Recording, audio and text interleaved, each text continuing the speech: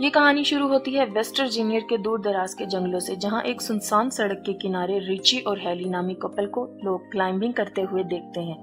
अब जैसे ही रिची ऊपर पहुंचता है तो इसे अपने सामने गंदे पानी से भरी हुई एक नदी दिखाई देती है और अपनी जीत की खुशी मनाते हुए वो हेली को जल्दी से ऊपर आने का इशारा करता है। अब हम हेली को देखते हैं जिसका पाँव ऊपर चढ़ने के दौरान फिसल जाता है और वो हवा में लटक जाती है, लेकिन खुद को संभालते हुए वो एक बार फिर से चढ़ने की कोशिश करती है, जहां इस बार वो रिची को मदद के लिए पुकारती है। लेकिन रिची को सामने ना देखकर वो परेशान हो जाती है कि अचानक अपने चेहरे पर खून के कुछ कतरे गिरते देखकर वो हैरान रह जाती है और इसकी नजर रिची पर जाती है, जिसे कोई उठाकर नीचे फेंक देता है। अब इससे पहले वो कुछ समझ पाती, कोई उसे जोरों से ऊपर खींचना शुरू कर देता है, लेकिन वो जल्दी से अपनी रस्सी को काटते हुए खुद को संभालती है, पर वो संभल नहीं पाती और नीचे गिर जाती है, जहां उसकी नजर रिची की लाश पर पड़ जाती है, जिसे देखकर वो रो पड़ती है। अब उसी दौरान इसे पहाड़ी से कुछ अजीबोगरीब आवाजें सुनाई देती हैं, जिसे सुनकर वो अपनी जान बचाने के लिए अपनी गाड़ी की तरफ भागती है, लेकिन तभी अचानक उसका पाँव एक नुकीली तार में फंस जाता है और वो गिर जाती है और वो कातिल इसे खींचकर अपने साथ ले जाता है। अब हमारी नजर इस इलाके में हो रही वारदातों पर जाती है, जहां न्यूज में इस इलाके में एक के बाद एक गाड़ी के लापता होने की बात होती है। यहाँ तक के लोग इस इलाके में किसी आसेब को देखने का भी दावा करते हैं। अब हम फिर इस इलाके से एक गाड़ी को गुजरता देखते हैं, जहां हम कैरिस को देखते हैं, जो अपने इंटरव्यू के लिए किसी दूसरी शहर जा रहा होता है। अब सफर के दौरान वो एक ट्रैफिक जैम में फंस जाता है और ट्रैफिक को आगे बढ़ता ना देखकर वो खुद को लेट होता पाता है। अब वो गाड़ी से उतरकर अपने आगे वाले ट्रक के पास जाता है, जहां वो उसके ड्राइवर से ट्रैफिक जैम होने की वजह पूछता है, तो ड्राइवर उसे बताता है कि 5 मील दूर एक केमिकल ट्रक पलट गया है, जिसके चलते इसको कई घंटे वहीं गुजारने पड़ेंगे। और ये सब सुनकर कैरिस परेशान होता है, वापस गाड़ी में आकर बैठ जाता है और खुद को ट्रैफिक में फंसता हुआ देखकर वो अपनी गाड़ी को वापस घुमाता है, जहां वो अपने लेट होने की खबर इस कंपनी को देता है, लेकिन एक पहाड़ी इलाका होने की वजह से फोन कट जाता है। अब फोन की तलाश में इसकी नजर एक गैस स्टेशन के बोर्ड पर पड़ती है और वो अपनी गाड़ी वहां ले जाता है। अब रास्ते में उसे एक के बाद एक लावारिस गाड़ियां नजर आती हैं और इनके दरमियान से गुजरते हुए वो गैस स्टेशन तक पहुंचता है, जहां उसकी नजर स्टेशन के मालिक पर पड़ती है, जो किसी बीमारी में मुब्तला लगता है। अब वो गाड़ी से उतरकर कंपनी वालों को इत्तला करने की कोशिश करता है, लेकिन फूड डेड होने की वजह से वो राब्ता नहीं कर पाता। अब वो गैस स्टेशन के मालिक से शहर पहुंचने के दूसरे रास्ते के बारे में पूछता है, लेकिन वो इसकी बातों को इग्नोर कर देता है। लेकिन तभी इसकी नजर वहां लगे एक नक्शे पर जाती है, जहां उसे शहर पहुंचने के लिए कुछ कच्चा रास्ता दिखाई देता है। अब वो गैस स्टेशन के मालिक से उस रास्ते के बारे में पूछता है, जिसे सुनकर वो इसे इस रास्ते के जाने की सलाह दे देता है। अब वो गाड़ी लेकर उस रास्ते की तरफ रवाना हो जाता है, जहां वो घने जंगलों से होता हुआ एक इंटरसेक्शन तक पहुंचता है, जहां इसे एक शॉर्टकट रास्ते का बोर्ड दिखाई देता है। अब वो ये सब देखकर सोच में पड़ जाता है और अपनी गाड़ी को इस कच्चे रास्ते की तरफ ले जाता है, और इसकी नजर एक मरे हुए हिरन पर जाती है और इसे देखने के चक्कर में इसकी गाड़ी सामने की गाड़ी से टकरा जाती है, जिससे दोनों गाड़ियों का भयानक एक्सीडेंट होता है। लेकिन कैरिस इस हादसे में बच जाता है। अब इस गाड़ी के मालिक शोर सुनकर इसकी तरफ आते हैं, जहां वो इसका हाल पूछते हैं। अब खुद को संभालते हुए कैरिस इनसे माफी मांगता है और नुकसान की रकम देने की बात करता है। साथ ही वो इनसे बीच सड़क में गाड़ी खड़ी करने की वजह पूछता है, जहां फ्रांसिन उसे बताती है कि सड़क पर किसी ने कंटीली तार बिछा रखी थी, जिसकी वजह से इनकी गाड़ी का एक टायर फट गया है। अब इनकी एक सहेली पिछले गैस स्टेशन पर जाके कॉल करने का कहती है, लेकिन कैरिस इन्हें वहां जाने से मना करता है और सभी अकेले चलने का फैसला करते हैं। लेकिन इवान और फ्रांसिन गाड़ियों की देखभाल करने के लिए पीछे ही रुक जाते हैं। अब रास्ते के दौरान उनकी नजर सड़क पर मरे एक नेवले पर जाती है, जिसे देखने से लगता है कि किसी ने दरमियान से ही इसको फाड़ कर फेंक दिया हो। थोड़ी दूर जाकर इन्हें जंगलों में गाड़ियों के कुछ जलते हुए टायर दिखाई देते हैं, जिसे देखकर उसे खतरे का अंदेशा होता है और वो सबको आगे बढ़ते रहने का कहता है। वहीं फ्रांसिन और हम एवान को देखते हैं, जिन्हें पास की झाड़ियों से कुछ हलचल महसूस होती है और वो इस जगह को देखते जाता है और फ्रांसिन इसे वहां ना पाकर परेशान हो जाती है और इसे ढूंढने इसके पीछे जाती है। और जहां चलते चलते उसकी नजर इवान के एक जूते पर पड़ती है और वो जैसे ही वो इसके नजदीक पहुंचती है तो इवान कटा हुआ कान दिखाई देता है और वो इसे देखकर रोने लग जाती है कि तभी वो शख्स इस पर पीछे से हमला करते हुए इसे मौत की घाट उतार देता है। वहीं बाकी लोगों को हम रोड के आखिर में देखते हैं, लेकिन चारों मदद के लिए निकल पड़ते हैं। चलते चलते इनकी नजर एक घर पर जाती है। अब वो मदद मांगने के लिए घर की तरफ जाते हैं। कैरिस ढेर सारी गाड़ियों को देखकर परेशान हो जाता है और मदद मांगने के लिए घर का दरवाजा खटखटाता है। जल्द ही इनको पता चलता है कि इस घर में कोई नहीं है।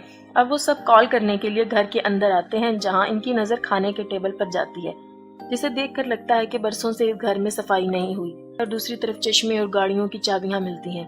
अब जैसे ही वो फ्रिज को खोलता है, इसके होश उड़ जाते हैं। हम फ्रिज में ढेर सारे इंसानी अज़ा को देखते हैं और जैसी को भी एक कमरे में वही कंटीली तार दिखाई देती है जिसने इसकी गाड़ी का एक टायर को फाड़ा था। अब ये सब देखकर चारों वहां से भागने लगते हैं कि तभी कैरिस की नजर खिड़की से बाहर जाती है, जहां इसे एक गाड़ी इनकी गाड़ियों के साथ वहां आते हुए दिखाई देती है।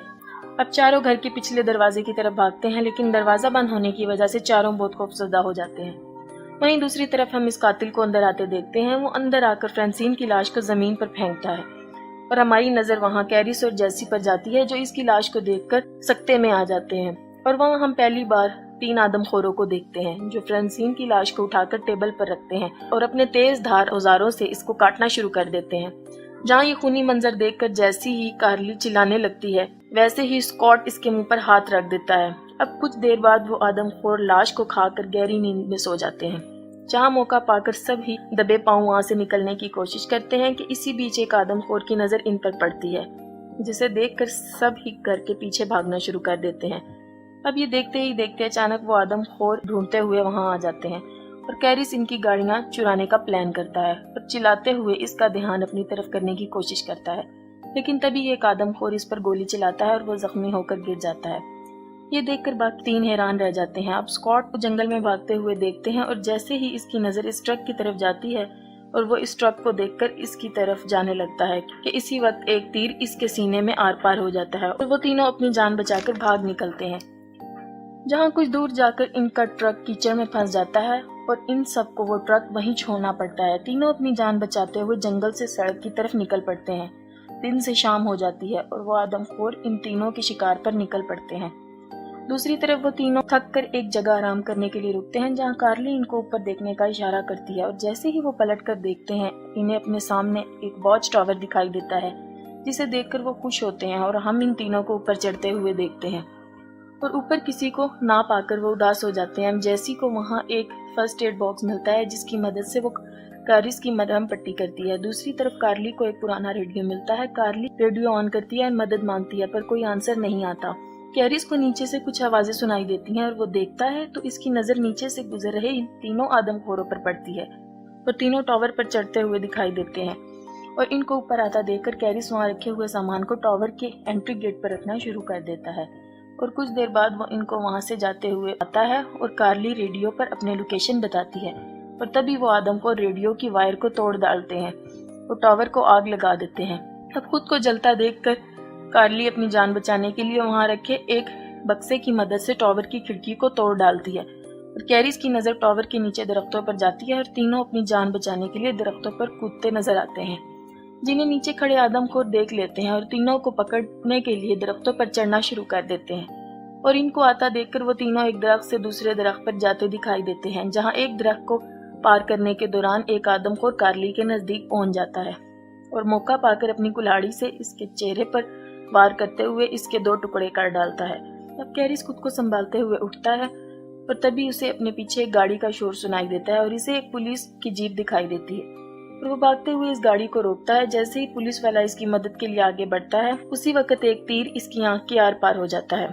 अब हम एक आदमखोर को देखते हैं जो कैरिस को मारने आता है और कैरिस अपनी जान बचाकर गाड़ी के नीचे छुप जाता है और अब आदमखोर इसे देखने के लिए नीचे झुकता है और गाड़ी के नीचे कुछ ना पाकर वह हैरान रह जाता है। और अब हम इस घर को देखते हैं जहाँ इन आदमखोरों ने जैसी को बांधा हुआ था और जैसे ही वो वन आई आदमखोर जैसी को मारने लगता है, इसे बाहर से आती गाड़ी का शोर सुनाई देता है, जिसे देखकर वन आई दरवाजे की तरफ बढ़ता है।